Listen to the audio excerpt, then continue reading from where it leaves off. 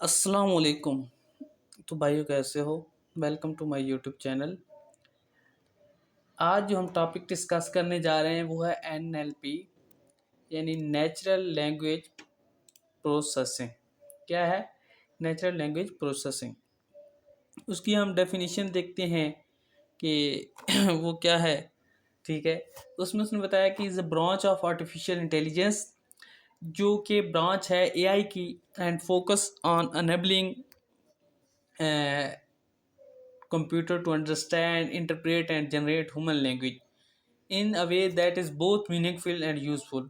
यानी वो जो अंडरस्टैंड कर सके, जनरेट कर सके ह्यूमन लैंग्वेज को। ठीक है, it combine linguistics, computer science, machine learning to process and analyse a large amount of the natural language data. अब इसको मैं अपनी ज़बान में आपको समझाता हूँ कि ये एआई का एक फील्ड है जो कंप्यूटर को ह्यूमन लैंग्वेज को समझाने या प्रोसेस करने और जनरेट करने में मदद देती है।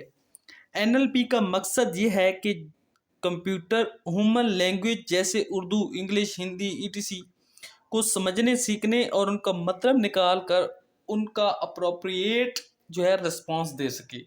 उससे कहते हैं एनएलपी। आगे हम इसकी जो है एग्जाम्पल भी देखते हैं कि वो क्या है। और पहले उससे पहले हम कुछ टास्क पढ़ लेते हैं। की टास्क इन एनएलपी, उसमें क्या कह रहा है कि टेक्स्ट क्लासिफिकेशन है, मशीन ट्रांसलेशन है, स्पीच रिकॉग्नाइजेशन है, चैटबॉट है, नेम एंटिटी रिकॉग्नाइजेशन है और सेंटिमेंट एनालिसिस है। ठीक है, अब टेक्स्ट क्लासिफिकेशन क्या है? Sorting text into category. ठीक है, उसके बाद मशीन लर्निंग में क्या है? Translating text from one language to another language. उसके बाद वो क्या कर रहा है? स्पीच रिकॉग्नाइजेशन के spoken language into text. Siri Alexa आगे हम पढ़ते हैं, फिर एग्जांपल देखते हैं तो समझ आ जाएगी। Chatbot enable human like conversion with machine.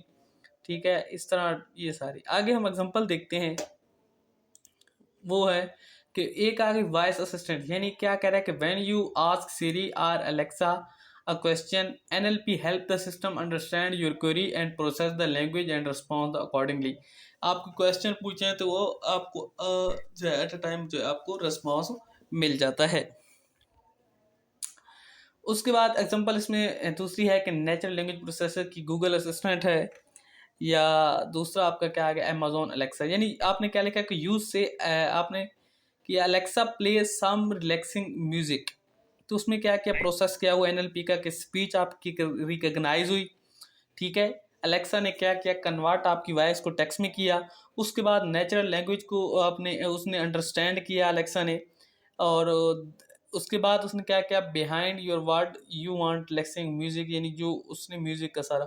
उसके बाद एक्शन उसमें क्या किया कि Alexa search from relaxing music and playing it, यानी उसके बाद उसने क्या किया? वो म्यूजिक जो है वो सर्च वगैरह की।